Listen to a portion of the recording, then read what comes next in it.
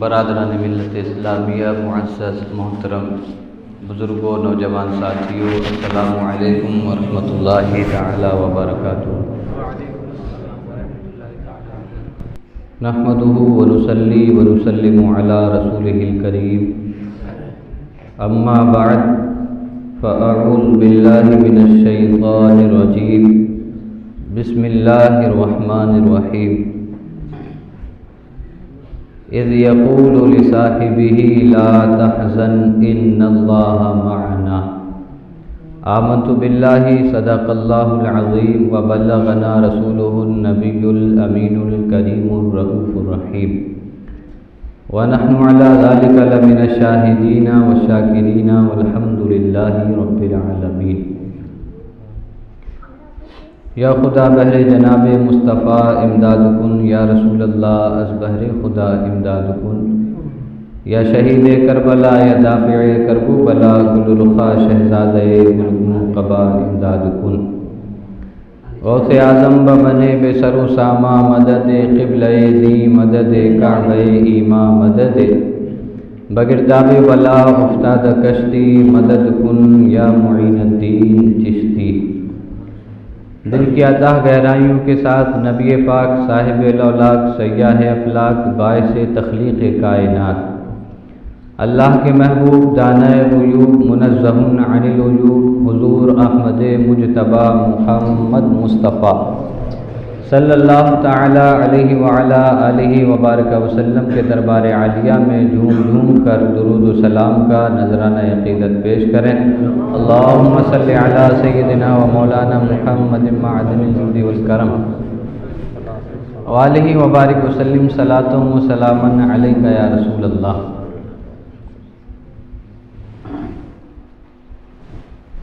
ہم آج جن کی محفل میں بیٹھے ہوئے ہیں، یہ وہ ہیں کہ ایک روایت میں آتا ہے کہ جس کے دل میں ان کی محبت ہوگی اسی کو جنت میں جانے کی اجازت ہوگی۔ حضرت علی رضی اللہ تعالیٰ عنہ تشریف لا رہے تھے، حضرت سیدنا صدیق اکبر رضی اللہ تعالیٰ عنہ کی ملاقات ہوئی تو سیدنا صدیق اکبر رضی اللہ تعالیٰ عنہ حضرت علی کو دیکھ کے مسکرائے۔ حضرت علی رضی اللہ تعالیٰ عنہ نے پوچھا، کہا آپ کیوں مسکرا رہے ہیں؟ حضرت صدیق اکبر رضی اللہ تعالیٰ عنہ نے کہا کہ میں نے نبی پاک صلی اللہ علیہ وسلم سے سنا ہے جنت میں وہی جائے گا جس کو علی اجازت دے دے گا۔ حضرت علی بھی مسکرائے۔ صدیق اکبر رضی اللہ تعالیٰ عنہ نے پوچھا، علی تم کیوں مسکرائے؟ حضرت علی بولے، تم نے پوری بات حضور سے نہیں سنی، آگے کی بات نبی پاک نے مجھے بتائی تھی، جنت میں وہی جائے گا جس کو علی ٹکٹ دے دے گا، لیکن حضور نے فرمایا تھا علی جنت میں جانے کا ٹکٹ اسی کو دینا ہے جس کے دل میں صدیق اکبر کی محبت ہوگی۔ ہم کسی معمولی شخصیت کی محفل میں نہیں بیٹھے ہیں، اگر جنت میں جانا ہے تو پھر مچل مچل کے بولنا ہے سبحان اللہ۔ جنت میں دخول چاہیے، جنت میں داخلہ چاہیے تو صدیق اکبر رضی اللہ تعالی عنہ کی محبت کو اپنے دل میں بٹھانا پڑے گا، کیونکہ حضرت علی ٹکٹ بھی اسی کو دیں گے جس کے دل میں صدیق اکبر کی محبت ہوگی۔ تو یہ محفل انہی سے منسوب ہے کہ جن کی محبت جنت میں جانے کا ذریعہ بنے گی۔ آپ نے مجھ سے پہلے بہت اچھے اچھے کلام سنے، صدیق اکبر رضی اللہ تعالیٰ عنہ کی شان میں منقبتیں سنی۔ میں چاہتا ہوں کہ آپ جس جوش و خروش کے ساتھ یہاں بیٹھے ہوئے ہیں اور اشعار سن سن کے مچل رہے ہیں، تو تو میں بھی کچھ اشعار آپ تک پہنچا دوں، اجازت ہے؟ خلافت کے امامت کے امیر صدیق اکبر ہیں، خلافت کے امامت کے امیر صدیق اکبر ہیں، محمد مصطفیٰ کے جانشین صدیق اکبر ہیں۔ تعداد مت دیکھیے کہ ہم کم ہیں یا تھوڑے ہیں، یہ تعداد پہ مت جائیے۔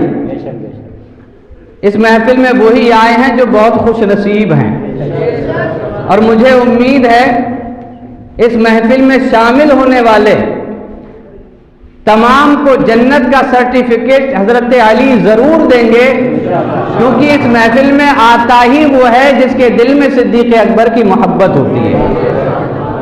خلافت کے امامت کے امیر صدیق اکبر ہیں، میرے آقا کے قدموں پر نچھاور کر دیا سب کچھ۔ جب حضور صلی اللہ علیہ وسلم صحابہ اکرام کو ترغیب دلاتے تھے صدقات و خیرات کی، تو کوئی آدھا لے کے آتا، کوئی تھوڑا لے کے آتا، کوئی حساب لگا کر کے لے کے آتا، لیکن یہ صدیق اکبر تھے کہ جب بھی حضور صدقات و خیرات کی ترغیب دیتے تو یہ حساب نہیں لگاتے تھے، جو جو ہاتھ میں آتا تھا سب لے کے حضور کی بارگاہ میں آ جاتا تھا۔ اعلیٰ حضرت فرماتے ہیں کہ اس دنیا کے پردے پر نہ ہی حضور جیسا کوئی پیر ہے اور نہ ہی حضرت صدیق اکبر جیسا کوئی مرید ہے۔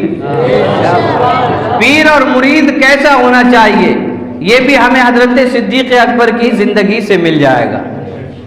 اگر پیر اشارہ کرے تو صدیق اکبر مرید ہونے کے ناطے سب کچھ لے کے حاضر ہو جاتے ہیں۔ میرے آقا کے قدموں پر نچھاور کر دیا سب کچھ، وفا ان کا رہا خاصا حسین صدیق اکبر ہیں، وفا ان کا رہا خاصا حسین صدیق اکبر ہیں، وہ جن کی اقتدا میں پیر علی جیسے نمازی ہو۔ حضرت علی رضی اللہ تعالیٰ عنہ بہت بڑی شان کے مالک ہیں، لیکن یہ بھی ہاتھ باندھ کے جس کے پیچھے کھڑے ہوتے ہیں اسے صدیق اکبر کہا جاتا ہے، یعنی مقتدی حضرت علی ہوں اور امام ابو بکر صدیق ہوتے ہیں، اور جب امام حضرت ابو بکر صدیق ہوں اور مقتدی صحابہ ہوں، عثمان ہوں، علی ہوں، عمر فاروق ہوں، تو اس نماز کی شان کا عالم کیا ہوگا؟ یہ نماز ہوتی ہوگی، ذرا تصور میں جائیں کیا کیفیت رہی ہوگی کہ صدیق اکبر امامت کرتے ہوں، وہ صدیق جن کے تقوی کی گواہی قرآن خود دیتا ہے کہ صدیق اکبر سب سے بڑے متقی ہیں۔ وہ نماز پڑھاتے ہوں گے تو وہاں تو کوئی اندیشہ بھی نہیں ہو سکتا کہ نماز نہیں قبول ہوگی، ان کی تو قبول ہونا ہی ہونا ہے۔ اب وہ امام بنے ہوں، پیچھے صحابہ اکرام مقتدی بنے کھڑے ہوں، کیا شان رہی ہوگی۔ وہ جن کی اقتدا میں پیر علی جیسے نمازی ہو، ہاں ایسے رہے برے دنیا دی صدیق اکبر ہے، صداقت میں، عدالت میں، سخاوت میں، شرافت میں، صداقت میں، عدالت میں، سخاوت میں، شرافت میں، نمونہ مصطفیٰ کا بالیقین صدیق اکبر ہے۔ آپ حضرات کو تھکنا نہیں ہے، جتنی دیر میں یہاں کھڑا ہوں گا آپ کو تھکنا نہیں ہے۔ آپ تھک جائیں گے تو پھر میں بھی تھک جاؤں گا، تو تھکنا نہیں ہے، بولتے ہی رہنا ہے، کیونکہ ہم ان کی محفل میں شامل ہے کہ اگر انہیں ہماری یہ ادا پسند آ گئی تو ان کے سائے میں ہمیں جنت میں جانا نصیب ہو جائے۔ آج تک محفلوں میں شامل ہوئے ہوں گے، سب کی محفلیں ہوتی ہیں، لیکن جو سرور، جو کیفیت اور جو مزہ آج کی محفل میں آ رہا ہے وہ کسی محفل میں ہمیں نصیب نہیں ہوتا۔ اور کیوں نہ مزہ ہے، ہم تو اس کا ذکر کر رہے ہیں کہ جس کا ذکر کرنا خود ہمارے نبی کو پسند ہے۔ لٹا کے ماں لو زر اپنا، لباس گوریا پہنا۔ سب کو پتا ہے حضرت صدیق اکبر لے کے گئے ٹاٹ کا لباس پہن کے اور ببول کے کانٹے لگا لیے۔ لٹا کے ماں لو زر اپنا، لباس گوریا پہنا، بڑے آرام سے گوشا نشیں صدیق اکبر ہیں، بڑے آرام سے گوشا نشیں صدیق اکبر ہیں۔ اور ایک بہت ہی مشہور واقعہ شاعر نے اشارہ کیا ہے، نکالا سانپ نے جو سر، لگا دی جان داؤں پر، نکالا سانپ نے جو سر، لگا دی جان داؤں پر، فدائے رحمت للعالمین صدیق اکبر ہیں۔ آخری شعر میں آپ تک پہنچا رہا ہوں، سچ بولنے کی عادت بنائیں۔ شاعر نے مقطع میں بڑا اچھی بات کہی ہے، تو سچی بات کہنے سے نہیں ڈرتا اگر سید۔ حضرت صدیق اکبر کو صدیق اس لیے کہا جاتا ہے کہ وہ سچی بات کہتے ہیں، صادق بھی وہ ہیں، صدق بھی وہ ہیں اور صدیق بھی وہی ہیں۔ سچی تو سچی بات کہنے سے نہیں ڈرتا اگر سید، سمجھ لے تیرے سر پر بھی کہیں صدیق اکبر ہیں، سمجھ لے تیرے سر پر بھی کہیں صدیق اکبر ہیں۔ اور یہاں پر میں ایک بات کہہ دوں، جو سچ بولتے ہیں، جو سچ بولتے ہیں، اللہ کی ذات سے یقین ہے اللہ انہیں حضرت صدیق اکبر کے جھرمٹ میں جنت میں داخل فرمائے۔ حضرت صدیق اکبر رضی اللہ تعالی عنہ ہر وقت ہر لمحہ نبی پاک کی معیت میں رہے، یعنی صبح ہو یا شام ہو، رات ہو یا دن ہو، کوئی بھی وقت ہو، وہ ہر وقت نبی پاک صلی اللہ علیہ وسلم کے ساتھ رہتے تھے۔ یہ جو جمعہ گزرا ہے، اس سے پچھلے جمعے میں سیرت صدیق اکبر رضی اللہ تعالی عنہ کا ایمان لانے کا واقعہ میں نے آپ تک پہنچایا تھا۔ مختلف واقعات ہیں، اس میں سے ایک واقعہ آپ کو سنایا تھا، اور بات پھر حضرت صدیق اکبر رضی اللہ تعالی عنہ کے ایمان لانے کے بعد ختم کر دی گئی تھی۔ میں اپنی بات وہیں سے شروع کرتا ہوں۔ حضرت صدیق اکبر رضی اللہ تعالیٰ عنہ 38 سال کی عمر میں ایمان لائے. نبی پاک صلی اللہ علیہ وسلم نے 40 سال کی عمر میں اعلان نبوت کیا تھا. تو یہ حضور صلی اللہ علیہ وسلم سے تقریباً 2-2.5 سال چھوٹے تھے. جب ایمان لائے ہیں تو 38 سال کی عمر تھی. زمانہ گزرتا گیا یہاں تک کہ 38 لوگ ایمان لے آئے. حضرت صدیق اکبر جس دن ایمان لائے تھے اسی دن حضرت صدیق اکبر نے تبلیغ اسلام کی تھی، اور آپ کی ترغیب پر حضرت عثمان غنی، حضرت زبیر، حضرت طلحہ، حضرت عبد الرحمن ابن عوف، یہ صحابہ اکرام بھی اسی دن ایمان لائے تھے. صدیق اکبر رضی اللہ تعالیٰ عنہ حضور کی بارگاہ میں حاضر، 38 لوگ ایمان لا چکے ہیں. عرض کیا یا رسول اللہ ہماری تعداد 38 ہو گئی، اب آپ مجھے اجازت دیں کہ ہم مکہ میں تبلیغ اسلام کریں.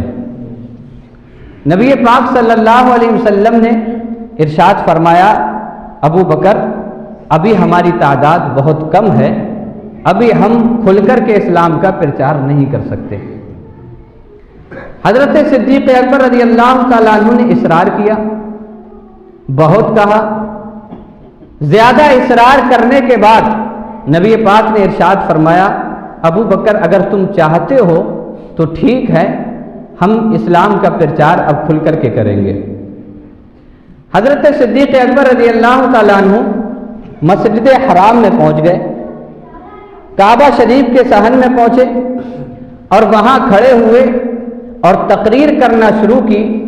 کتابوں میں آیا ہے کہ اسلام میں جو سب سے پہلی تقریر ہوئی وہ یہی تقریر صدیق اکبر کی تقریر تھی. حضرت صدیق اکبر رضی اللہ تعالیٰ عنہ کھڑے ہوئے اسلام کی خوبیاں گنائیں. ادھر کفار مکہ میں کوہرام مچ گیا کہ اب محمد عربی کھل کر کے اعلان کرنے لگے ہیں، بے بانگے دوہل اسلام کا پرچار کرنے لگے ہیں. ابو جہل، عتبہ و شیبہ، امیہ وغیرہ میں کھلبلی مچی. کہا یہ کیا ہوا، یہ تو اب کھل کے بھی سامنے آ گئے. یہ جب کوہرام مچا مکہ کے کفار اکٹھا ہوئے، اور کفار جب اکٹھا ہوئے ابو جہل وغیرہ اکٹھا ہو کر کے آئے اور مسجد حرام میں پہنچے. جب کعبہ شریف کے صحن میں پہنچے حضرت صدیق اکبر رضی اللہ تعالیٰ عنہ اسلام کا پرچار کر رہے تھے. جب ان کفار نے دیکھا کہ ابو بکر اسلام کا پرچار کر رہے ہیں تو ان سے رہا نہیں گیا، اور ان تمام کفاروں نے مل کر حضرت ابو بکر صدیق اکبر کو اتنا مارا کہ آپ کے جسم پر کوئی بھی جگہ ایسی باقی نہیں رہ گئی تھی کہ جس پر زخم نہ لگا ہو. اور اتنی مار کھانے کے بعد حضرت صدیق اکبر رضی اللہ تعالیٰ عنہ بے ہوش ہو گئے، آپ پر غشی طاری ہو گئی اور آپ اپنے حواس کھو بیٹھے. حضرت صدیق اکبر کے جب گھر والوں کو معلوم ہوا تو گھر والے قبیلے والے دوڑتے ہوئے مسجد حرام میں پہنچے اور جا کر کے حضرت صدیق اکبر کو اٹھایا، کاندھے پہ ڈالا اور گھر لے کر کے چلے آئے. لوگ انتظار میں بیٹھ گئے کہ حضرت صدیق اکبر کو جب ہوش آئے گا تو ہم ان سے پوچھ لیں گے کہ بتاؤ آخر کفار نے تمہیں کیوں مارا ہے، کفار مکہ نے تمہارے ساتھ ایسا سلوک کیوں کیا ہے. تمام لوگ بیٹھے ہوئے ہیں، چارپائی کے ارد گرد بیٹھے ہیں، اس انتظار میں بیٹھے ہیں کہ ابو بکر کی آنکھ کھلے گی تو ہم ان سے پوچھ لیں گے تمہاری پٹائی کیوں ہوئی تھی اور تمہیں اتنا کیوں مارا گیا تھا. لیکن وہاں تو امید کے خلاف ہوا. جو لوگ یہ امید لے کے بیٹھے تھے کہ جب یہ ہوش میں آئیں گے تو ہم ان سے ان کے حالات پوچھیں گے، لیکن قربان جائیے مرید صادق پر. مرید ہو تو ایسا ہو، عاشق ہو تو ایسا ہو، اور عشق ہو تو ایسا ہو. اور عشق جب آگ ایسی لگا دیتا ہے تو پھر جہنم کی آگ بھی اس عشق کی آگ سے بجھ جاتی ہے. اے عشق تیرے صدقے جلنے سے چھٹے سستے، جو آگ بجھا دے گی وہ آگ لگائی ہے. حضرت صدیق اکبر رضی اللہ تعالیٰ عنہ کی آنکھ کھلی. اب لوگوں نے سوچا اب صدیق اکبر سے پوچھیں گے ابو بکر بتاؤ تمہاری یہ حالت کیسے ہوئی. لیکن قربان جائیے عشق رسالت پر حضرت ابو بکر کی آنکھ بھی کھلی ہے تو زبان پہ صرف ایک کلمہ ہے، اے لوگوں مجھے بتاؤ میرے محبوب محمد عربی کیسے ہیں. اب پڑھ لے انہیں جانا انہیں مانا، نہ رکھا غیر سے کام، للہ الحمد میں دنیا سے مسلمان گئے. आला हजरत के शेर की तर्जमानी अगर किसी की सीरत में मिल सकती है तो वो सिद्दीक अकबर की सीरत है। आंख खुली जबान पे सिर्फ एक नाम, मेरे महबूब मोहम्मद कैसे हैं। लोग जो पास में बैठे थे उठ के जाने लगे, अपनी उम्मीदों के खिलाफ जब बात सुनी तो उठ गए, कहा हम तो सोच रहे थे अबू बकर की जब आंख खुलेगी तो ये हमें बताएंगे कि कुफार ने इनके साथ क्या किया है, कुफार ने इनके साथ ऐसा सलूक क्यों किया है, लेकिन यहाँ तो उल्टा हो गया, उल्टी ही चाल चलते हैं दीवानगान इश्क, आंखों को बंद करते हैं दीदार के लिए। हजरत सिद्दीक अकबर रज़ी अल्लाह तआला अन्हु की आंख खुली, जबान से कहा मोहम्मद अरबी कैसे हैं। वहां से लोग उठ करके जाने लगे, कहा अबू बकर को इतनी तकलीफ खाने के बाद भी अपने महबूब ही की याद आती है, इतनी तकलीफ खाने के बाद भी, इतने अत्याचार सहने के बाद भी अब भी मोहम्मद का नाम लेते हैं। आपकी वालिदा करीब हुई, कहा बेटा उनके बारे में किसी को नहीं मालूम है कि वो कैसे हैं। हजरत सिद्दीक अकबर ने कहा ऐसा करो, मेरी वालिदा से कहा मेरी वालिदा ऐसा करो, हजरत उमर फारूक आजम की बहन के पास जाओ, हजरत उम्मे जमील के पास। ये ईमान तो ले आई थी लेकिन अभी इन्होंने अपना ईमान किसी पे जाहिर नहीं किया था, यानी अभी किसी को नहीं मालूम था कि उमर फारूक आजम की बहन मुसलमान हो चुकी हैं। हजरत अबू बकर सिद्दीक अकबर जानते थे कि उम्मे जमील ईमान ले आई हैं। वालिदा से कहा कि जाओ उम्मे जमील के पास, उनसे पूछना कि मोहम्मद अरबी कैसे हैं। वालिदा ने कहा बेटा उनकी खैरियत बाद में मालूम हो जाएगी, जरा तुम खाना वगैरह तनावुल फरमा लो, जरा तुम आराम से तो रह लो, आराम थोड़ा हो जाने दो। हजरत सिद्दीक अकबर ने कहा वालिदा मैं उस वक्त तक खाना नहीं खाऊंगा जब तक कि अपने महबूब को अपनी आंखों से नहीं देख लूंगा। आपकी वालिदा कहती है ठीक है, मैं उम्मे जमील के पास जाती हूँ। अब ये इनकी वालिदा जब उम्मे जमील के पास पहुंची, उम्मे जमील के पास पहुंचने के बाद पूरा वाकया बताया। हजरत उम्मे जमील जो ईमान ले आई थी उन्होंने टालने की कोशिश की कि मेरा ईमान किसी पे जाहिर ना होने पाए, क्योंकि अभी किसी को नहीं पता था कि वो मुसलमान हो चुकी हैं। लेकिन उन्होंने कहा मुझे ये तो नहीं मालूम कि महबूब कैसे हैं, लेकिन ऐसा करो मुझे साथ लेके चलो, मैं देख लूं अबू बकर की हालत कैसी है। जब हजरत उम्मे जमील हजरत सिद्दीक अकबर की वालिदा के साथ घर पर आई हैं तो हजरत उम्मे जमील से हजरत सिद्दीक अकबर ने कहा मुझे बताओ मेरे महबूब कैसे हैं, उनकी क्या हालत है, वो अब क्या कैफियत में है। हजरत उम्मे जमील ने इशारा किया, कहा आपकी वालिदा सुन रही हैं, मैं ईमान ले आई हूं, अभी इन्हें पता नहीं है, लेकिन अगर अभी आपकी वालिदा ये बात सुन लेंगी तो उन्हें भी पता लग जाएगा। सिद्दीक अकबर ने कहा तुम फिक्र मत करो, मेरी वालिदा की टेंशन मत लो, मुझे ये बताओ मेरे महबूब कैसे हैं। हजरत उम्मे जमील फरमाती हैं नबी करीम सल्लल्लाहु अलैहि वसल्लम दारे अरकम में आराम फरमा रहे हैं और वो सेहत और सलामती के साथ हैं, बाहयात हैं। हुजूर सल्लल्लाहु अलैहि वसल्लम दारे अरकम में बिस्तर इस्तिराहत पे आराम फरमा रहे हैं। हजरत अबू बकर ने कहा वालिदा से कहा वालिदा मुझे मेरे महबूब के पास ले चलो, महबूब का दीदार करा दो। वालिदा ने कहा बेटा तुम्हें कुफ्फार ने मारा है, अगर हम इस वक्त तुम्हें लेकर के जाएंगे तो वो फिर तुम्हें कोई नागहानी तकलीफ पहुंचाने की कोशिश करेंगे। वालिदा ने कहा ऐसा करो शाम होने दो, रात ढलने दो, दिन का उजाला कम होगा, रात की तारीकी दामन फैला देगी तो हम तुम्हें रात के सन्नाटे में दारे अरकम ले चलेंगे। सिद्दीक अकबर ने कहा ठीक है। जब रात ने अपनी तारीकी दामन को फैला दिया और दिन के उजाले ने अपने उजाले को समेट लिया, जब रात सन्नाटा लेकर के चली आई तो रात के सन्नाटे में वालिदा ने अपने बेटे को उठाया, हजरत उम्मे जमील भी साथ में चली। अब वालिदा दारे अरकम की तरफ जा रही हैं। दारे अरकम में पहुंचने के बाद जैसे ही महबूब की निगाह महबूब से मिलती है, या यूं कह ले मुहिब की निगाह महबूब से मिलती है, तो दोनों की आंख में आंसू आ गए। नबी करीम की आंख से आंसू बहे, रुखसारे मुबारक का बोसा लेने लगे। इधर सिद्दीक अकबर की आंखों से आंसू उम्मीद लिए ढलकने लगे। नबी पाक ने इरशाद फरमाया अबू बकर तुम्हारे साथ ये किसने किया। हजरत अबू बकर कहते हैं या रसूल अल्लाह मुझे इस बात की फिक्र नहीं है कि मेरे साथ किसने क्या किया है, अब मेरी तबीयत खुश हो गई है। कहा बताओ कैसे खुश हो गई। कहा या रसूल अल्लाह आपको सेहत और सलामती के साथ देख लिया, अब मेरी तकलीफ भी मुझे तकलीफ नहीं लगती है, मेरी परेशानी भी मुझे परेशानी नहीं लगती है। उन्हें जाना उन्हें माना, न रखा गैर से काम, लिल्लाहिल हम्द मैं दुनिया से मुसलमान गया। नबी पाक सल्लल्लाहु अलैहि वसल्लम की आंखों से आंसू जारी। पूछा है मेरे यार तुझे ये तकलीफ कैसे हुई। अर्ज करने लगे या रसूल अल्लाह आपसे इजाजत लेके गए थे प्रचार करने के लिए, लेकिन कुफारे मक्का को ये बर्दाश्त नहीं हुआ तो उन्होंने मुझे ये तकलीफ पहुंचाई। نبی پاک صلی اللہ علیہ وسلم نے ارشاد فرمایا میرے یار صبر سے کام لو، ایک دن آئے گا کہ پوری دنیا پہ اسلام چھایا ہوا ہوگا۔ حضرت صدیق اکبر رضی اللہ تعالیٰ عنہ نے موقع کو غنیمت شمار کیا اور عرض کرنے لگے یا رسول اللہ میری والدہ بھی آپ کے پاس آئی ہوئی ہیں، آپ میری والدہ کے لیے دعا فرما دیں کہ یہ بھی اسلام میں داخل ہو جائیں۔ نبی پاک صلی اللہ علیہ وسلم نے دعا کے لیے ہاتھ اٹھائے۔ حضرت صدیق اکبر فرماتے ہیں اگر دعا کے لیے ہاتھ اٹھنا تھے میری والدہ کی زبان پہ کلمہ طیبہ خود بخود جاری ہو گیا۔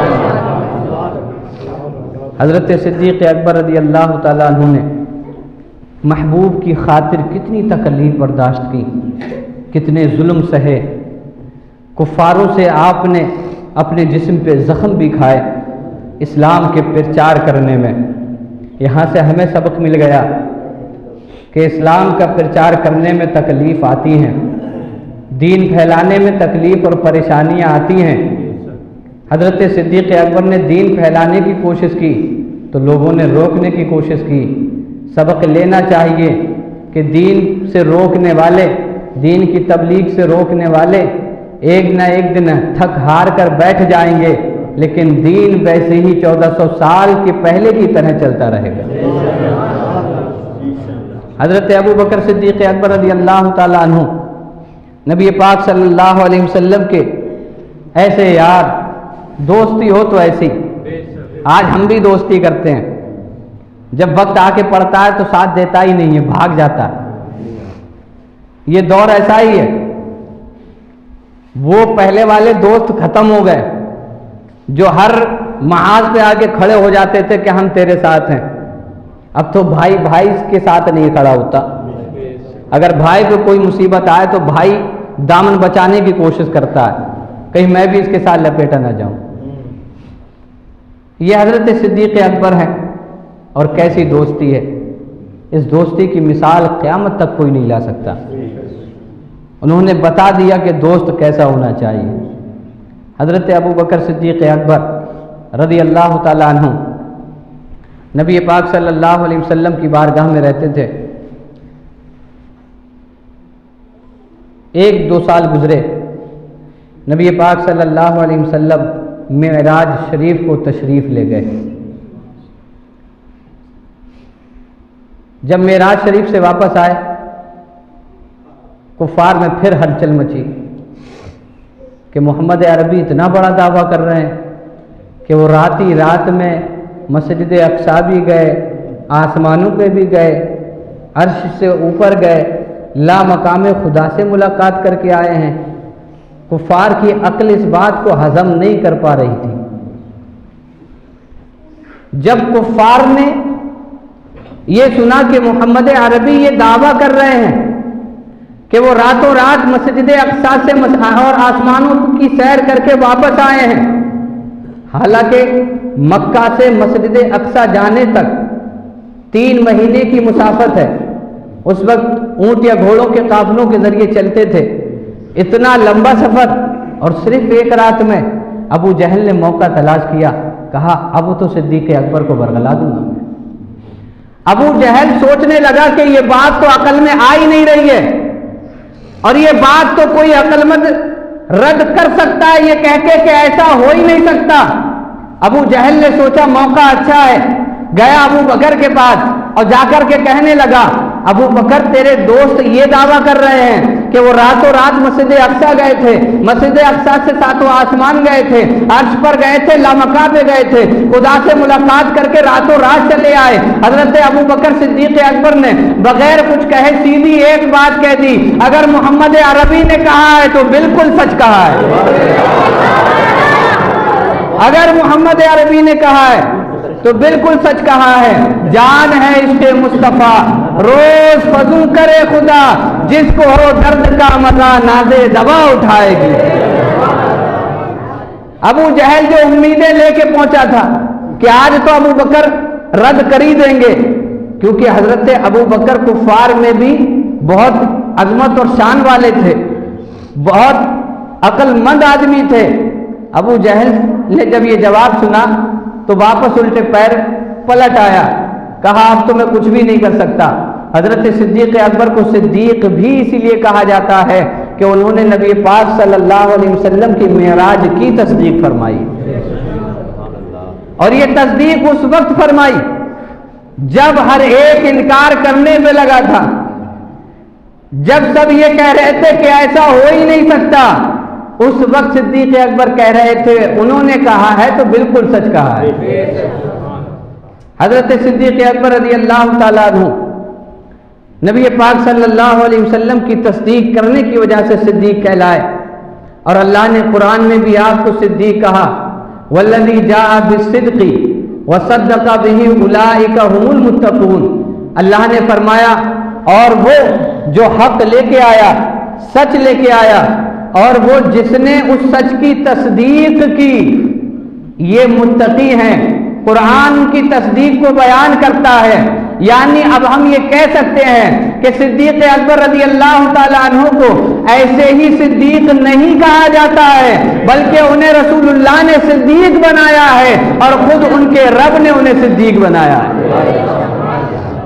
حضرت صدیق اکبر رضی اللہ تعالیٰ عنہ، زمانہ گزرتا گیا، کفار نے بہت ہی زیادہ ظلم و ستم کیے، نبی پاک صلی اللہ علیہ وسلم پر ظلم و ستم ڈھائے، اور ایسے ظلم و ستم ڈھائے کہ آج اگر کوئی ایسے ظلم سہ لے تو وہ اپنی جان کو جان آفری کے سپرد کر دے گا، لیکن نبی پاک صلی اللہ علیہ وسلم نے ایسے ظلم بھی سہ کر اسلام کے پرچار سے کبھی پیچھے نہ ہٹے۔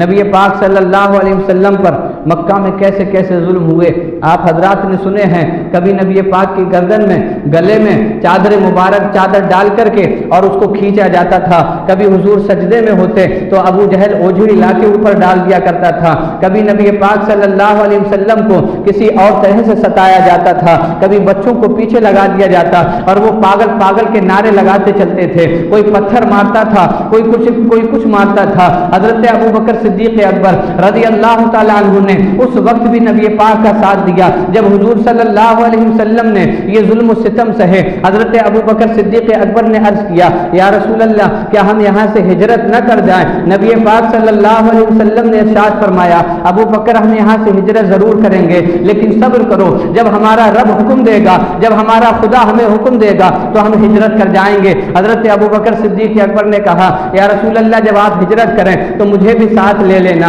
حضرت رسول گرامی وقار صلی اللہ علیہ وسلم نے ارشاد فرمایا، ابو بکر فکر نہ کرو، تم تو میرے ساتھ ہی رہو گے۔ حضرت ابو بکر صدیق اکبر نے 2 اونٹنیاں تیار کرنا شروع کر دی کہ جس وقت بھی ہجرت کا حکم ملے گا ان اونٹنیوں کے ذریعے ہم ہجرت کر جائیں گے۔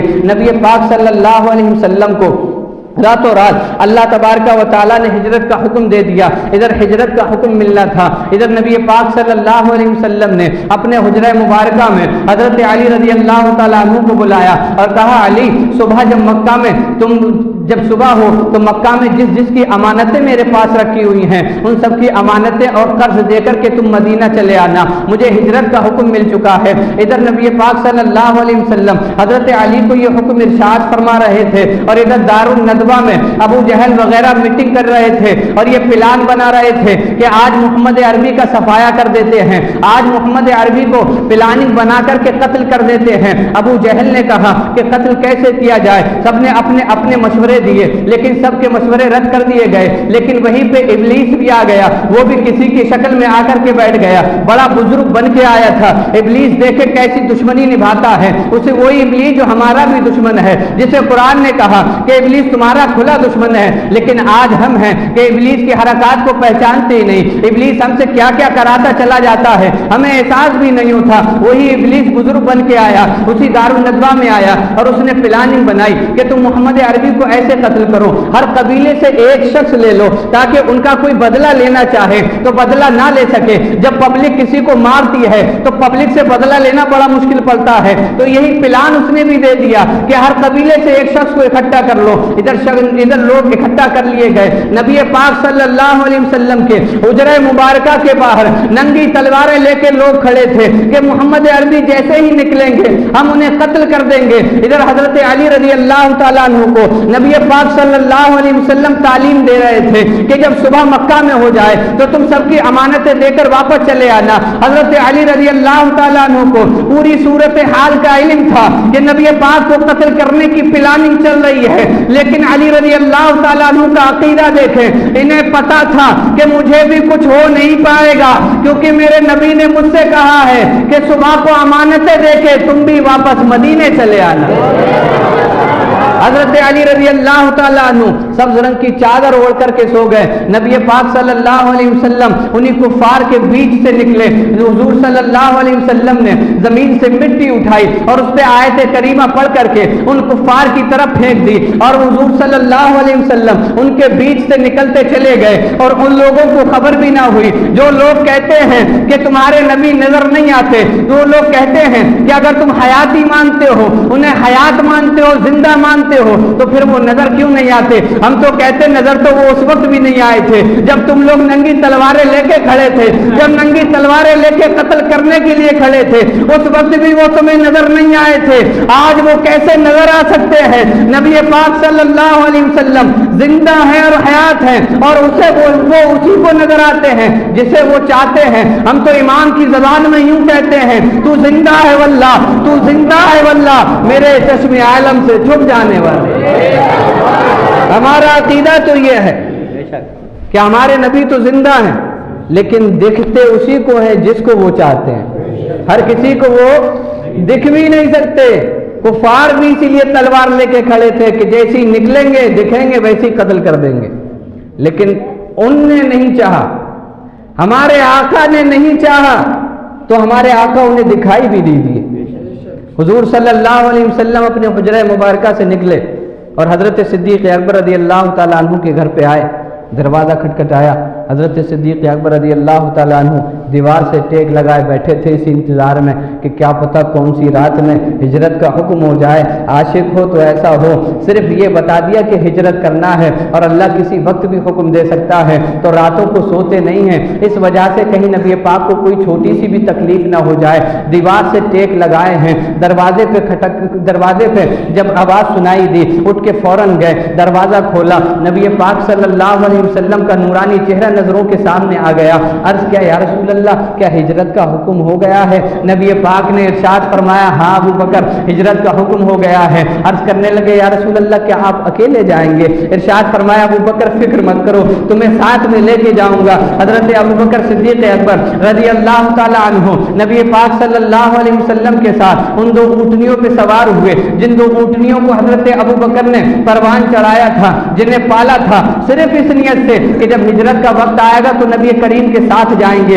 इन्हीं ऊँटनियों पे जाएंगे। नबी पाक उसी रास्ते से निकल गए। गारे सौर की तरफ रास्ता तय हुआ, गारे सौर के करीब पहुंचे।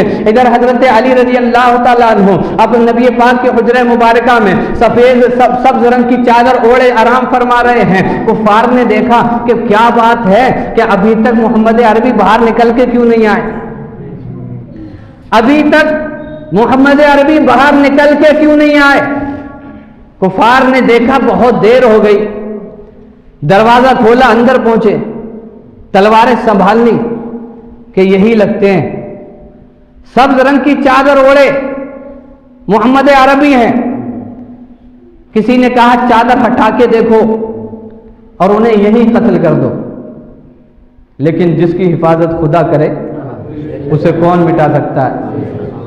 चादर हटाई, देखा मोहम्मद अरबी तो है ही नहीं। कहा, अली तुम यहां क्या कर रहे हो? कहा, मेरे आका ने मुझे हुक्म दिया था कि मक्का में जिन लोगों की अमानतें हैं वो अमानतें अदा करके मैं जाऊंगा। कुफार ने कहा, तुम्हें डर नहीं लगा? कहने लगे, डर किस बात का, जब मेरी जिंदगी की जिम्मेदारी मेरे नबी ने खुद ले रखी है। अब कुफार हाथ मलते हुए भागे कि क्या हुआ, मोहम्मद अरबी किस वक्त निकल गए, हमें पता ही नहीं लगा, किस वक्त निकल गए। آنکھ والا تیرے جوبن کا تماشا دیکھے، دیدہ کور کو کیا ہے نظر کیا دیکھے۔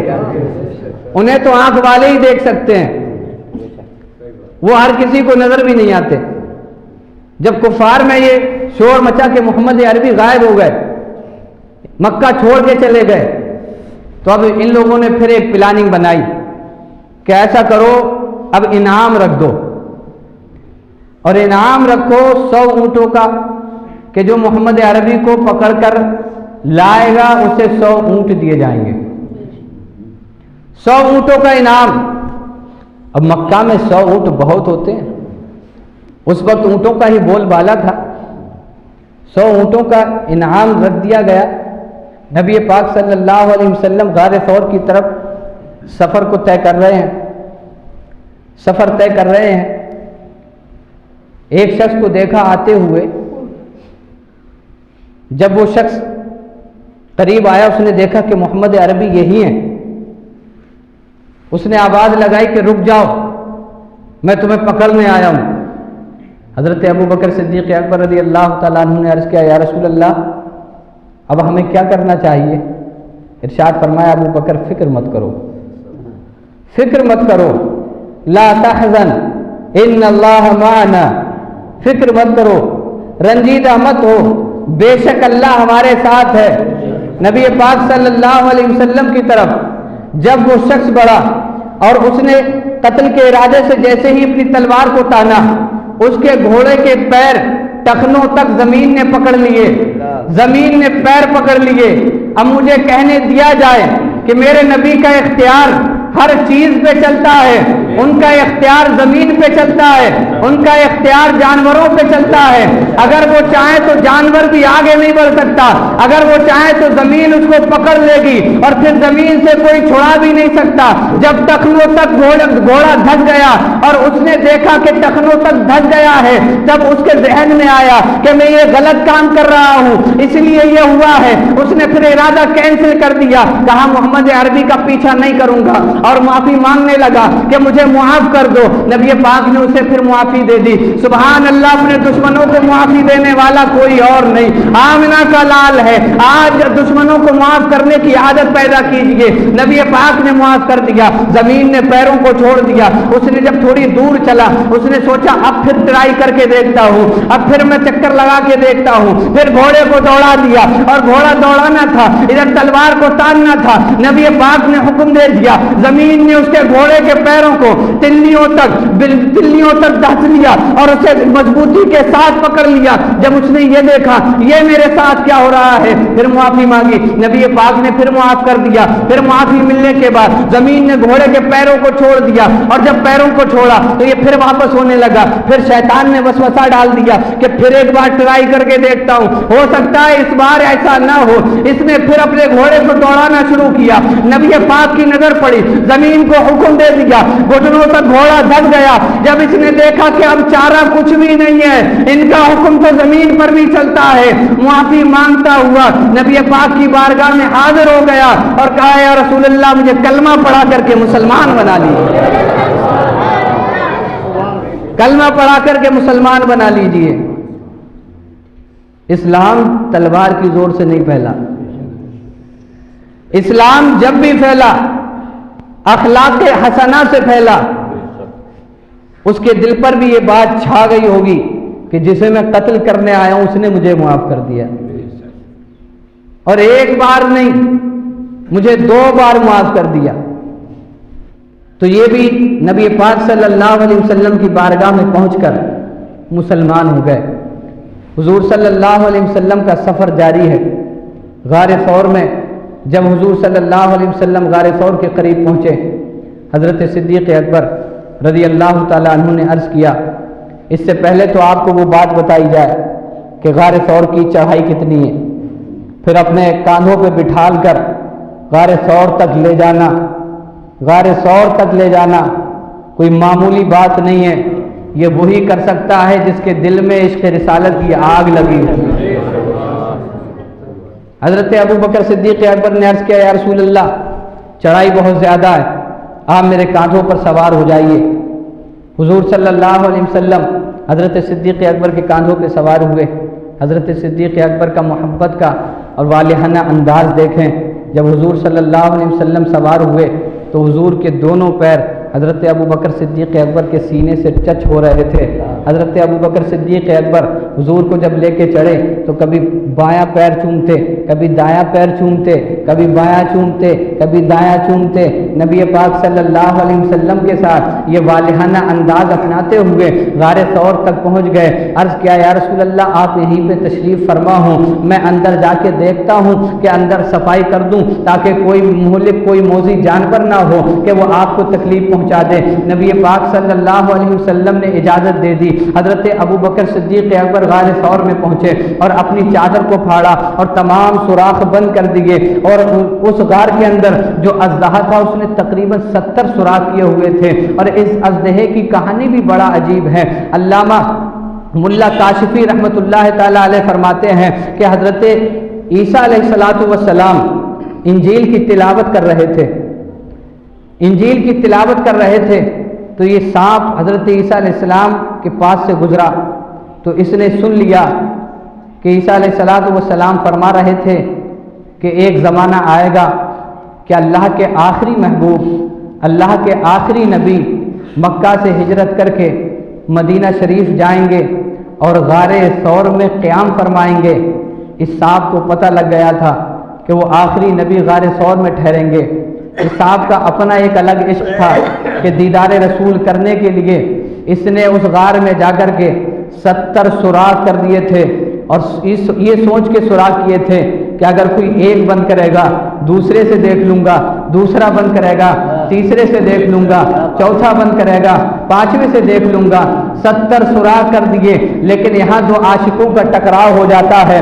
اب عشق دیکھنا ہے کس کا آگے نکلتا ہے، صاحب کا عشق آگے نکلا یا صدیق اکبر کا عشق آگے نکلا. یہاں دو عاشقوں کا ٹکراؤ ہو گیا. اب اس صاحب نے جو 70 سوراخ کیے ہوئے تھے اس نے اس صاحب کے 70 سوراخوں کو حضرت صدیق اکبر نے اپنی چادر پھاڑ کر بند کر دیا. تمام سوراخوں کو بند کیا جن میں صرف ایک یا تقریباً غالباً 2 سوراخ باقی رہ گئے. ان پہ حضرت صدیق اکبر نے پیر رکھ دیے اور عرض کیا یا رسول اللہ اب آپ اندر تشریف لے آئیے. حضور صلی اللہ علیہ وسلم تشریف لے آئے اور حضرت صدیق اکبر کے گود مبارک میں اپنا سر مبارک رکھ کے آرام فرمانے لگے. حضرت صدیق اکبر رضی اللہ تعالیٰ عنہ نے جن سوراخوں پر پیر رکھا تھا، جن سوراخوں کے اوپر اپنا پاؤں مبارک رکھ دیا تھا، اب انہی سوراخوں سے سانپ دیکھنا چاہ رہا تھا. اب دو عاشقوں کا ٹکراؤ تھا. سانپ سوچ رہا تھا کہ میں نے جس کو دیکھنے کے لیے 70 سوراخ کر دیے پوری غار میں، آج یہ بندہ کون آیا ہے کہ ہر سوراخ بند کر دیا ہے اور جو 50 پیر بھی رکھ دیا ہے. اس نے دیکھنے کے لیے حضرت صدیق اکبر کے پیر میں ڈنگ مار دیا. ادھر ڈنگ مارنا تھا، کتابوں میں لکھا ہے حضرت صدیق اکبر کی آنکھوں سے آنسو رونے کی وجہ سے نہیں آئے تھے بلکہ اس کی گرماہٹ جسم میں ایسی پھیل گئی تھی کہ جس گرماہٹ کی وجہ سے آپ کے آنسو آنکھوں سے خود بخود نکل آئے تھے وہ آنسو نکلنا تھے اور ڈھلکنا تھے. نبی مختار کے چہرے منور کا بوسہ لیا. ان آنسوؤں نے جب بوسہ لیا نبی پاک کی آنکھ کھل گئی. ارشاد فرمایا ابو بکر بتاؤ کیا ہوا؟ عرض کرنے لگے یا رسول اللہ کسی نے مجھے ڈنگ مار دیا ہے، کسی نے مجھے ڈس لیا ہے. حضرت صدیق اکبر سے ارشاد فرمایا لا تحزن ان اللہ معنا، گھبراؤ مت اللہ ہمارے ساتھ ہے. نبی پاک نے لعاب دہن لیا اور صدیق اکبر کے پیر پہ لگایا. حضرت صدیق فرماتے ہیں جو تکلیف پہلے تھی لعاب لگنے کے بعد وہ تکلیف ہی ختم ہو گئی. حضور صلی اللہ علیہ وسلم کے لعاب میں اللہ نے وہ طاقت رکھی ہے کہ اژدہے بھی ڈس دیں تو وہ صرف لعاب لگا کے صحیح فرما دیتے ہیں. اب وہاں بھی دیا بنا کہتے ہیں کہ حضور ہماری طرح ہے. کیا کہتے ہیں؟ حضور ہماری طرح چلتے ہیں، ہماری طرح کھاتے ہیں، ہماری طرح بولتے ہیں، ہماری طرح دیکھتے ہیں، ہماری طرح پکڑتے ہیں. یہ نہیں دیکھتے کہ ہم تھوکیں تو ڈھیروں مکھی آ جاتی ہے اور وہ تھوک دیں تو بیماری کو صحیح کر دیتے ہیں. یہ تھوک دے تو بدبو آنے لگے اور وہ اپنا لعاب دہن کھاری کنویں میں ڈال دے تو کھاری کنواں سیری بن جاتا ہے. امام اہل سنت کی زبان میں یوں کہہ لیں جس سے کھاری کنویں شیر یہ جا بنے اس زلال حلاوت پہ لاکھوں سلام۔ ان کا تھوک مبارک تو اتنا بابرکت ہے کہ وہ کنویں میں بھی ڈالیں تو اس کو میٹھا بنا دیتے ہیں۔ حضرت صدیق اکبر رضی اللہ تعالیٰ عنہ حضور کے ساتھ غار میں ہیں۔ نبی پاک صلی اللہ علیہ وسلم جو غار میں تھے، اللہ نے آیت نازل فرمائی، ثانی اثنین والی آیتیں اتری جن میں فرمایا اذ ہما فی الغار اذ یقول لصاحبہ لا تحزن ان اللہ معنا۔ جب وہ دونوں غار میں تھے تو اپنے صاحب اپنے ساتھی سے کہہ رہے تھے کہ گھبراؤ مت، ٹینشن مت لو، فکر مت کرو، بے شک اللہ ہمارے ساتھ ہے۔ نبی پاک صلی اللہ علیہ وسلم کو تلاش کرتے ہوئے کفار غار کے قریب پہنچ گئے۔ غار کا ڈیزائن کچھ اس طرح کا ہے کہ اوپر جب کوئی آتا ہے تو اس کے پیر نیچے سے دکھائی دیتے ہیں۔ حضرت صدیق اکبر نے کہا یا رسول اللہ کفار تو یہاں تک آ گئے، یہاں تک آ گئے، کیا ہمیں یہ اب دیکھ لیں گے؟ نبی پاک صلی اللہ علیہ وسلم نے ارشاد فرمایا ابو بکر فکر مت کرو، بے شک اللہ ہمارے ساتھ ہے، یہ ہمیں نہیں دیکھ پائیں گے۔ کتابوں میں آتا ہے کہ اس غار کے منہ پہ اللہ تعالیٰ نے ایسی حفاظت فرمائی کہ مکڑی سے جالا بھی بنوا دیا اور کبوتری سے انڈے بھی دلوا دیے۔ وہ حفاظت کروانا چاہے تو جالے سے حفاظت کرا دیتا ہے، وہ جالا جو سب سے زیادہ کمزور ہوتا ہے اسے کوئی بھی اپنی انگلی سے توڑ سکتا ہے۔ اللہ تبارک و تعالیٰ کی قدرت کا نظارہ بھی کریں کہ وہ اگر حفاظت کروانے پہ آئے تو مکڑی کے جالے سے حفاظت کروا دیتا ہے، اور اگر وہ حفاظت نہ کرے تو بڑے بڑے جال جو مضبوط ہوتے ہیں ان سے بھی مروا دیتا ہے۔ اگر وہ حفاظت نہ کرے تو نمرود کو نگڑے مچھر سے بھی مرواتا ہے، لیکن وہ حفاظت کرنے پہ آئے تو جس دریا میں موسیٰ کو نکال دیتا ہے اسی دریا میں فرعون کو ڈبو کے مار دیتا ہے۔ یہ اللہ کی قدرت کا نظارہ ہے۔ ان اللہ علی کل شیء قدیر، بے شک اللہ ہر چیز پر قادر ہے، ہر چیز پہ قادر ہے۔ مکڑی کے جالے سے حفاظت فرما دی۔ اب کفار نے دیکھا کہ یہاں تو کوئی جا ہی نہیں سکتا، یہاں اگر کوئی گیا ہوتا تو جالا بھی ختم ہو گیا ہوتا، یہاں تو جالا بھی ہے، کبوتری کے انڈے بھی ہیں۔ تو کفار نے سوچا یہاں تو کوئی نہیں آیا، چلے گئے۔ اللہ نے حفاظت فرمائی۔ 3 دن تک اس غار میں رہے، 3 دن گزر گئے اس غار کے اندر۔ جب حضور صلی اللہ علیہ وسلم اس غار سے مدینہ منورہ کی طرف کوچ کرے، حضور صلی اللہ علیہ وسلم نے راستہ طے کرنا شروع کیا مدینہ منورہ کا، تو کفار یہیں سے ہار مان گئے تھے کہ یہاں سے تو ہمیں پتہ ہی نہیں لگا، اور اگر مدینے میں چلے گئے ہوں گے تو ایسے جانا اور ان پہ حملہ کرنا یہ آسان بات نہیں۔ یہاں سے یہ لوگ ہار مان گئے۔ جب حضور صلی اللہ علیہ وسلم مدینہ شریف میں پہنچے تو مدینہ شریف میں کیسی آمد ہوئی؟ آپ حضرات نے سنا ہوگا کہ مدینے کے لوگ جوق در جوق آ گئے، کوئی جھنڈا لے کے اپنے ساتھ چل رہا تھا، کوئی نعرے لگا رہا تھا، کوئی خوشی منا رہا تھا۔ پورے مدینہ شریف میں خوشی کی لہر دوڑ گئی تھی۔ نبی پاک صلی اللہ علیہ وسلم جب مدینہ شریف میں پہنچے، وہ ایک طویل بات ہے لیکن میں حضرت صدیق اکبر رضی اللہ تعالیٰ عنہ کی باتیں آپ کو بتانے کی کوشش کر رہا ہوں۔ جب مدینہ شریف میں پہنچ گئے، حضرت صدیق اکبر رضی اللہ تعالیٰ عنہ نبی پاک صلی اللہ علیہ وسلم کے ساتھ رہتے تھے۔ ایک دن حضور صلی اللہ علیہ وسلم نے اپنے صحابہ اکرام کو ترغیب دلائی۔ اب میں اسی واقعے کی طرف آ رہا ہوں کہ جس کو بیان کیے بغیر حضرت صدیق اکبر کی سیرت کو سمجھنا مشکل ہے۔ مشہور واقعہ ہے لیکن جو لذت ہمیں اس واقعے سے ملتی ہے، جو لذت اور لطف اس سے ملتا ہے وہ ہمیں کہیں نہیں مل سکتا۔ نبی پاک نے ارشاد فرمایا صحابہ سے اور صدقات و خیرات کی ترغیب دلائی۔ تمام صحابہ حضور کی بارگاہ میں کچھ نہ کچھ لے کے آئے۔ حضرت عمر فاروق اعظم فرماتے ہیں کہ ان دنوں میری حالت بہت اچھی تھی، میں پیسہ ویسا مجھ پہ آ رہا تھا اور میرے پاس بینک بیلنس بھی تھا، تو میں نے سوچا کہ آج تو میں صدیق اکبر سے آگے بڑھ جاؤں گا، آج تو میں صدیق اکبر سے آگے بڑھ جاؤں گا۔ حضرت عمر فاروق اعظم گئے اپنے گھر پہ گئے، تمام سامان نکالا، سامان نکالنے کے بعد آدھا کیا، نصف کرنے کے بعد آدھا گھر چھوڑا اور آدھا نبی پاک کی بارگاہ میں لے آئے۔ حضور صلی اللہ علیہ وسلم نے پوچھا اے عمر گھر پہ، اے عمر کتنا لائے ہو؟ تو عرض کرنے لگے یا رسول اللہ آدھا لے آیا ہوں۔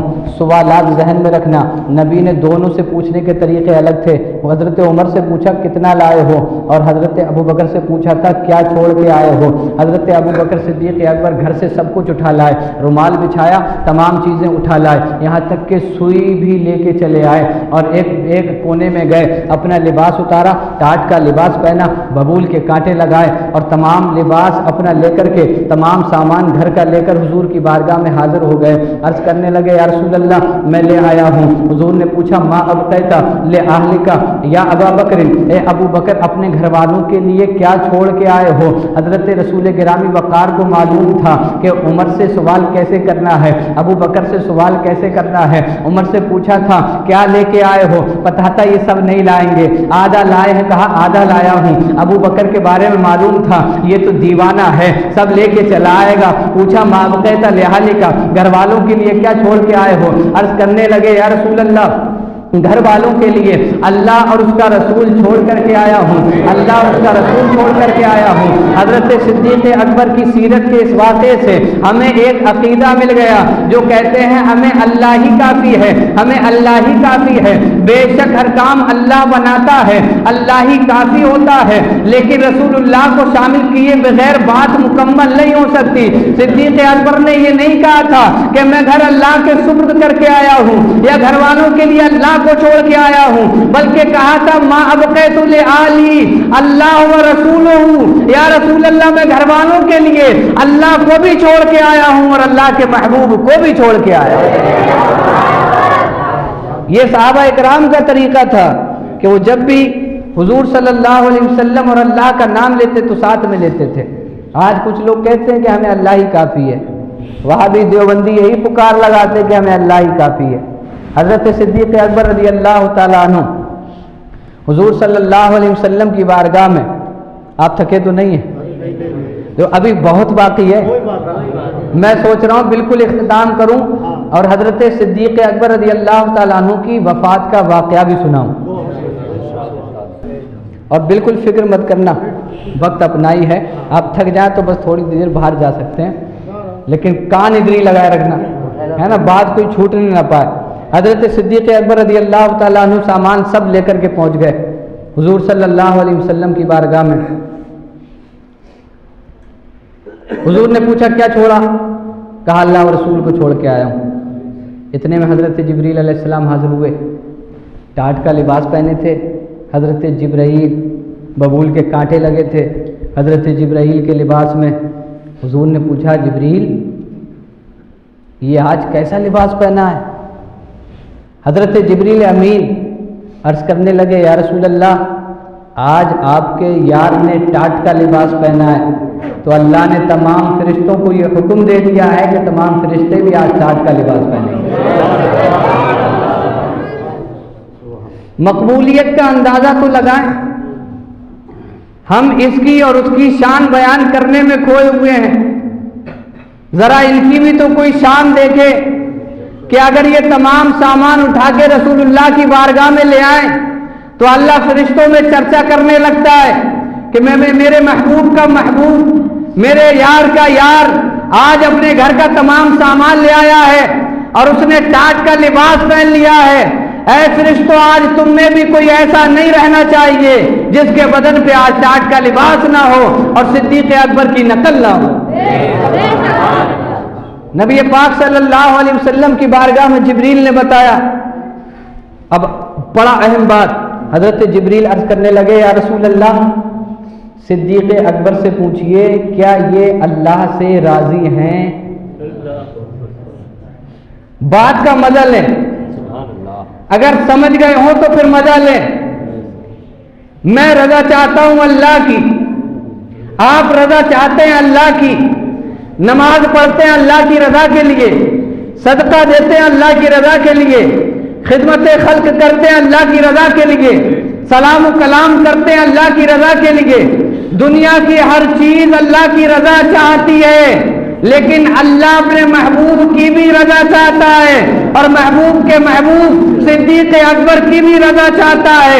اسی کو ڈاکٹر اقبال نے کہا، خود ہی کو کر بلند اتنا کہ ہر تقدیر سے پہلے خدا بندے سے خود پوچھے بتا تیری رضا کیا ہے۔ خود ہی کو کر بلند اتنا کہ ہر تقدیر سے پہلے خدا بندے سے خود پوچھے بتا تیری رضا کیا ہے۔ جبریل نے عرض کیا، یا رسول اللہ، اللہ نے سلام کہا ہے ابو بکر کو اور پوچھا ہے کیا ابو بکر مجھ سے راضی ہے؟ حضرت ابو بکر رضی اللہ تعالیٰ عنہ سے حضور نے کہا، میرے یار غار، اللہ نے تجھے سلام کہا ہے اور پوچھا کیا تو اللہ سے راضی ہے؟ حضرت ابو بکر صدیق اکبر بولے، یا رسول اللہ، میں تو اللہ کا بندہ ہوں، میں تو اس کے ہر کام سے راضی ہوں، بس آپ یہ دریافت کیجئے کہ اللہ بھی مجھ سے راضی ہے۔ اللہ خود پوچھ رہا ہے کہ ابو بکر اللہ سے راضی ہے، لیکن ابو بکر کا انداز بھی دیکھیں، یا رسول اللہ، اللہ سے پوچھ لیجئے کہ اللہ بھی مجھ سے راضی ہے۔ رسول اللہ نے فرمایا، اللہ بھی تم سے راضی ہے اور تم بھی اللہ سے راضی ہو۔ یہ حضرت ابو بکر صدیق اکبر کی شان ہے کہ اللہ ان کی شان میں آیتیں اتارتا ہے، وَلَا سَوْفَ يَرْضَىٰ، ان قریب وہ راضی ہو جائے گا۔ اور یہ وہ وقت تھا جب حضرت ابو بکر صدیق اکبر سے پوچھا گیا کہ بتاؤ کیا تم اللہ سے راضی ہو؟ ڈاکٹر اقبال کا یہ شعر یہاں پر بالکل فٹ بیٹھتا ہے، خود ہی کو کر بلند اتنا کہ ہر تقدیر سے پہلے خدا بندے سے خود پوچھے بتا تیری رضا کیا ہے۔ حضرت صدیق اکبر رضی اللہ تعالیٰ عنہ نبی پاک صلی اللہ علیہ وسلم کی بارگاہ میں رہتے تھے، اور صبح ہوتی تھی تو حضور کا دیدار، شام ہوتی تھی تو حضور کا دیدار، کوئی ایسا وقت نہ تھا جو اپنے آقا کا دیدار کیے بغیر گزر جاتا۔ حضرت صدیق اکبر رضی اللہ تعالیٰ عنہ حضور کی بارگاہ میں رہتے اور غزوات میں بھی شامل ہوئے، بہت سی لڑائیوں میں بھی حضور کے ساتھ شامل ہوئے۔ ایک مرتبہ جب جنگ احد ہوئی تو حضرت علی فرماتے ہیں، پہلے یہ بتائیے بہادر کون ہے؟ شجاعت حضرت علی کے پاس ہے، تمام بہادروں میں بہادر حضرت علی رضی اللہ تعالیٰ عنہ ہیں، اور وہ ایسے بہادر ہیں کہ خیبر کا پھاٹک بھی اٹھا لیتے ہیں ایک ہاتھ پہ، اور بعض روایتوں میں آیا کہ وہ پھاٹک اٹھا کر کے ڈھال کا کام کیا تھا، اس سے ڈھال بنا کر کے لڑائی کی تھی۔ یہ حضرت علی رضی اللہ تعالیٰ عنہ کی طاقت اور قوت اور بہادری ہے، لیکن حضرت علی سے ہی پوچھو، تم بتاؤ تمہاری نظر میں بہادر کون ہے؟ ہمیں پتا ہے کہ حضرت علی شجاعت میں سب سے آگے ہیں، اور بے شک وہ بہادر ہیں، اور ان کی ٹکر کا کوئی بہادر زمین پہ پیدا بھی نہیں ہوا، لیکن حضرت علی سے ہی پوچھ لو تمہاری نظر میں بہادر کون ہے، تو حضرت علی رضی اللہ تعالیٰ عنہ فرمائیں گے کہ جنگ احد تھی، اور احد میں نبی پاک صلی اللہ علیہ وسلم کا ایک عریش خیمہ لگایا گیا کہ نبی پاک یہاں آرام فرمائیں گے۔ تمام لوگ اس پر طے تھے کہ تمام ایک کے بعد دیگرے جنگ میں جائیں گے، لیکن اس پر کوئی آگے نہیں بڑھ رہا تھا کہ حضور کے خیمے کی حفاظت کون کرے گا۔ حضرت علی فرماتے ہیں کہ ہم نے جب یہ بات چرچے میں آئی کہ حضور کے خیمے کی حفاظت کون کرے گا، تو اس وقت کوئی بھی آگے نہیں بڑھا تھا سوائے صدیق اکبر کے۔ ننگی تلوار لے کے آگے آ گئے اور کہا کہ حضور کے خیمے کی حفاظت میں کروں گا۔ حضرت علی کہتے ہیں جو کسی کو بہادر مانتا ہو تو مانتا ہو، لیکن میری نظر میں اگر بہادر کوئی ہے تو وہ صدیق اکبر کی ذات ہے۔ حضرت صدیق اکبر کی ذات بہادر ہے۔ دیکھیں کیسے بہادر ہے۔ بہادر جس کی تعریف کرے تو مانا جاتا ہے کہ اصل میں وہ بہادر ہے، اور یہاں تو حضرت علی جیسے شخص حضرت ابو بکر صدیق اکبر کی بہادری کے چرچے کر رہے ہیں۔ حضرت صدیق اکبر رضی اللہ تعالیٰ عنہ، میں اپنی بات کو جلدی سمیٹوں، نبی پاک صلی اللہ علیہ وسلم کہ وصال کا جب وقت آیا، حضور صلی اللہ علیہ وسلم علیل ہوئے، جب بیماری نے آپ کو گھیرا، نبی پاک صلی اللہ علیہ وسلم نے جس کے جو حقوق ادا کرنے تھے حقوق ادا کیے، لوگوں کو بلایا اور جس کا جو حق تھا اسے دے دیا۔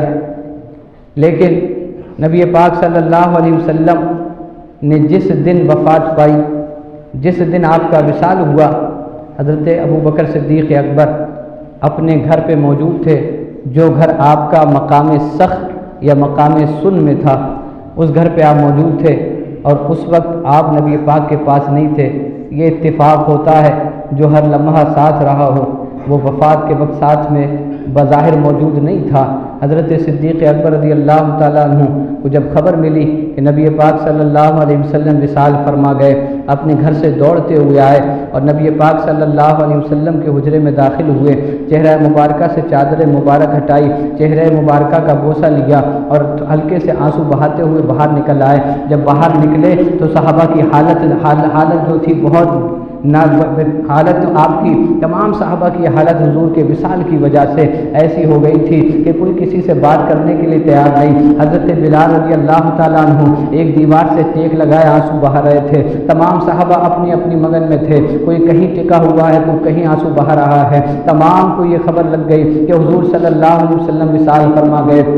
حضرت ابوبکر صدیق اکبر رضی اللہ تعالیٰ عنہ جب باہر آئے تو دیکھا کہ تمام صحابہ کی حالت بیزار ہے اور تمام صحابہ آنکھوں میں آنسو لیے ہوئے ہیں۔ حضرت ابوبکر صدیق اکبر جب باہر تشریف لائے، دیکھا حضرت عمر رضی اللہ تعالیٰ عنہ کو، وہ عمر جن کی بہادری کے چرچے تھے، وہ عمر جنہیں شیطان دیکھ کے بھاگ جاتا تھا، وہ عمر اگر کسی جنگ میں ہو تو دشمن سامنے ٹکنا گوارا نہیں کرتا، لیکن آج حضرت عمر کی یہ حالت ہو گئی کہ ہاتھ میں ننگی تلوار لیے مکہ کی گلیوں میں گھوم رہے تھے اور کہہ رہے تھے کہ اگر جس نے کہہ دیا کہ نبی پاک وفات پا گئے، اس کی گردن کو اس کے تن سے جدا کر دوں گا۔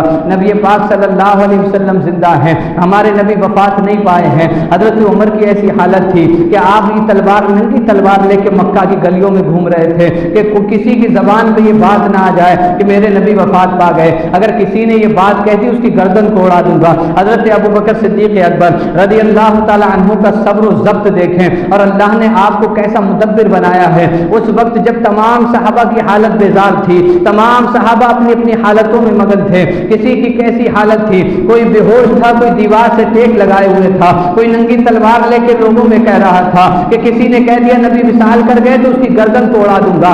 ایسے وقت میں جب تمام صحابہ اپنے ضبط کو کھو چکے تھے، اگر کوئی ساتھ دینے والا تھا، اگر کوئی نظم و نسق کو سنبھالنے والا تھا تو وہ صدیق اکبر کی ذات ہے۔ آپ منبر پر کھڑے ہوئے اور قرآن مجید کی آیت کریمہ کی تلاوت کی اور کہا اے لوگو، اگر تم محمد عربی کی پوجا کرتے تھے، محمد عربی کی عبادت کرتے تھے تو آج جان لو محمد عربی وصال فرما گئے ہیں، اور اگر تم میں کوئی خدا کی عبادت کرتا تھا تو اسے معلوم ہونا چاہیے کہ خدا زندہ ہے، اسے کبھی موت نہیں آئے گی۔ پھر آپ نے قرآن کی آیت کریمہ پڑھی، صحابہ کہتے ہیں جب صدیق اکبر نے وہ آیت پڑھی تو ہمیں ایسا لگ رہا تھا کہ یہ آیت آج ہی نازل ہوئی ہے، کبھی اس آیت پہ ہماری توجہ نہ گئی۔ اگر صحابہ کرام کو کوئی سنبھالنے والا تھا تو وہ صدیق اکبر کی ذات تھی، جنہوں نے اس وقت صحابہ کو سنبھالا جب سب کی حالت بیزار ہو چکی تھی۔ حضرت صدیق اکبر رضی اللہ تعالیٰ عنہ کیسے صبر و ضبط کا آپ نے صحابہ کرام کے درمیان اپنے صبر و ضبط کا اظہار فرمایا۔ جب سب کی حالت بیزار تھی، کسی کو اپنا ہوش نہیں، اس وقت صدیق اکبر نے کہا تھا کہ اگر کوئی یہ سمجھتا ہے کہ محمد عربی کی عبادت کرتا تھا تو آج وہ جان لے کہ ان کا وصال ہو چکا ہے، اور اگر کوئی اللہ کی عبادت کرتا تھا تو اسے معلوم ہونا چاہیے کہ اللہ زندہ ہے اور اس کو کبھی موت نہیں آئے گی۔ حضرت صدیق اکبر رضی اللہ تعالیٰ عنہ کو خلیفہ منتخب کر دیا گیا۔ آپ نے خلافت 2 سال غالباً 6 مہینے تک آپ نے خلافت کے امور انجام دیے، اور خلافت کا دور آپ کا بہت ہی حسین دور تھا۔ اس میں آپ رضی اللہ تعالیٰ عنہ کا یہ طریقہ تھا کہ آپ مزدور جتنی تنخواہ لیتے تھے، پہلے تو آپ نے تنخواہ ہی نہ لی، صحابہ کے اصرار پر کہ آپ بیت المال سے وظیفہ لے لیا کریں گھر کا خرچہ کے چلانے کے لیے۔ حضرت صدیق اکبر نے لیا، لیکن اتنا لیا جتنا ایک مزدور کو ملتا تھا۔ حضرت صدیق اکبر سے کہا کہ آپ لے سکتے ہیں، امیر المومنین ہیں، آپ تو خلیفہ وقت ہیں۔ حضرت صدیق اکبر نے کہا پہلے مجھے اتنا ہی وظیفہ دو، اگر میرے گھر کا خرچہ اتنے میں چل گیا تو ٹھیک، اور نہیں چلا تو میں مزدوروں کی مزدوری بڑھا دوں گا۔ کہا میں مزدوروں کی مزدوری بڑھاؤں گا اگر میرے گھر کا خرچہ نہیں چلا۔ یہ صدیق اکبر ہیں، مزدوروں کی مزدوری بڑھانے کے لیے پہلے خود خرچہ کر کے دیکھتے ہیں کہ میرے گھر کا خرچہ اگر چل گیا تو ٹھیک، ورنہ تو مزدوروں کی مزدوری بڑھاؤں گا۔ حضرت صدیق اکبر رضی اللہ تعالیٰ عنہ، آپ 2 سال 6 مہینے خلافت کے امور انجام دینے کے بعد آپ کی طبیعت خراب ہوئی۔ علماء میں اختلاف اس بات پہ ہے کہ حضرت صدیق اکبر کی موت کس وجہ سے واقع ہوئی تھی۔ تو کچھ نے کہا ہے کہ طبیعت علیل تھی، لیکن بہت سے مفسرین نے کہا کہ نبی پاک صلی اللہ علیہ وسلم کے وصال کا غم آپ کی موت کی وجہ بنا۔ حضور کے وصال کا غم آپ کی موت کی وجہ بنا۔ حضرت صدیق اکبر رضی اللہ تعالیٰ عنہ بیمار تھے۔ فرماتے ہیں کہ ایک رات نبی پاک صلی اللہ علیہ وسلم کا دیدار ہوا، سنا ہے آپ ہر عاشق کے گھر تشریف لاتے ہیں، میرے گھر میں بھی ہو جائے چراغا یا رسول اللہ۔ حضرت صدیق اکبر کہتے ہیں کہ میرے خواب میں حضور تشریف لائے اور ارشاد فرمایا ابو بکر کیا ابھی وہ وقت نہیں آیا کہ ہماری اور تمہاری ملاقات ہو؟ حضرت صدیق اکبر نے عرض کیا یا رسول اللہ کسی کو خلیفہ منتخب فرما دیا جائے تو میں آپ کے پاس آنے کے لیے بالکل تیار ہوں۔ حضرت رسول گرامی وقار صلی اللہ علیہ وسلم نے حضرت عمر فاروق اعظم کا نام دیا اور کہا انہیں خلیفہ بنا دینا۔ حضرت ابو بکر صدیق اکبر کے وصال کا دن جب قریب آیا تو حضرت ابو بکر صدیق اکبر نے حضرت علی رضی اللہ تعالیٰ عنہ کو بلایا اور وصیت کی، کہا اے علی جن ہاتھوں سے تم نے نبی پاک کو غسل دیا تھا انہی ہاتھوں سے مجھے بھی غسل دینا، اور کفن میں جتنے کپڑے حضرت رسول گرامی وقار کے تھے اتنے ہی کپڑے کفن میں میرے بھی ہوں۔ اور اپنی بیٹی حضرت عائشہ کو بلایا، کہا بیٹی میرے پاس بیت المال کی ایک اونٹنی ہے اور ایک پیالہ ہے، میرے وصال کے بعد وہ اونٹنی اور پیالہ بیت المال میں واپس کر دینا اور مجھ پہ جس کا قرض ہے اس کا قرض ادا کر دیا جائے۔ حضرت صدیق اکبر رضی اللہ تعالیٰ عنہ نے جب یہ وصیتیں فرمائی، چند دن گزرے تھے کہ آپ کی طبیعت اور علیل ہوئی اور آپ وصال فرما گئے۔ حضور صلی اللہ علیہ وسلم کے پیارے یار غار یار مزار حضرت سیدنا صدیق اکبر رضی اللہ تعالیٰ عنہ نے وصال فرمانے سے پہلے ایک وصیت اور کی تھی، کہا علی میرے جنازے کو حضور کے روضے کے سامنے رکھنا، اگر حضور سے عرض کرنا یا رسول اللہ آپ کا یار آپ کا رفیق مزار بننا چاہتا ہے، آپ کا یار غار رفیق مزار بھی بننا چاہتا ہے۔ حضور صلی اللہ علیہ وسلم کے حجرہ مبارکہ سے اگر آواز آ جائے تو مجھے اندر رکھ دینا، ورنہ جنت البقیع میں میرا مدفن بنانا۔ حضور صلی اللہ علیہ وسلم کے یار غار حضرت سیدنا صدیق اکبر رضی اللہ تعالیٰ عنہ کا وصال ہو گیا۔ تمام وہی کام کیے گئے جو حضور صلی اللہ علیہ وسلم کے ساتھ تھے، اور حضرت ابو بکر کا جب وصال ہوا تو آپ کی عمر 63 سال تھی، جو نبی پاک کی عمر 63 سال تھی، یعنی عمر میں بھی میچ کھا گئے۔ صدیق اکبر رضی اللہ تعالیٰ عنہ ایسے دوست تھے کہ جو دوست 63 سال کی عمر میں بظاہر دنیا سے گیا تو اب دوسرا دوست بھی 63 سال کی عمر میں ہی دنیا سے جا رہا ہے۔ حضرت صدیق اکبر رضی اللہ تعالیٰ عنہ کے جنازے کو تیار کیا گیا، نبی پاک صلی اللہ علیہ وسلم کے روضہ مبارکہ کے سامنے رکھ دیا گیا، عرض کیا گیا یا رسول اللہ آپ کا یار غار رفیق مزار بننا چاہتا ہے۔ حضرت علی فرماتے ہیں دروازہ اپنے آپ کھلا اور اندر سے آواز آئی ادخل الحبیب الی الحبیب لانہ مشتاق، حبیب کو حبیب سے ملا دو اس لیے کہ حبیب سے ملاقات کا مشتاق ہے۔ حضرت رسول گرامی وقار صلی اللہ علیہ وسلم کے پڑوس میں آپ کے پہلو میں حضرت صدیق اکبر رضی اللہ تعالی عنہ کو وہیں پر دفن کر دیا گیا اور وہیں مدفن بنا دیا گیا۔ دوستی ہو تو ایسی ہو، اگر صدیق اکبر نے نبھائی ہے تو رسول گرامی وقار نے بھی نبھائی ہے۔ اگر انہوں نے پوری زندگی ساتھ نہیں چھوڑا تو رسول اللہ نے بھی ساتھ نہیں چھوڑا۔ گویا کہ آقا کہتے ہو اے میرے صدیق تو نے پوری عمر میرا ساتھ دیا ہے، پوری عمر میرا دوست بن کے گزار دی ہے، آج فکر مت کرنا، اگر تو دنیا سے چلا بھی جائے گا تو میں تجھے اپنے سے دور نہیں کروں گا، اگر تو نے زندگی میں مجھے نبھایا ہے تو بعد مرنے کے میں تجھے نبھاؤں گا۔ حضرت صدیق اکبر رضی اللہ تعالی عنہ نے جو وصیت کی اس کے مطابق سب کام ہوئے۔ نبی پاک صلی اللہ علیہ وسلم کے पहलू में आपको दफन कर दिया गया।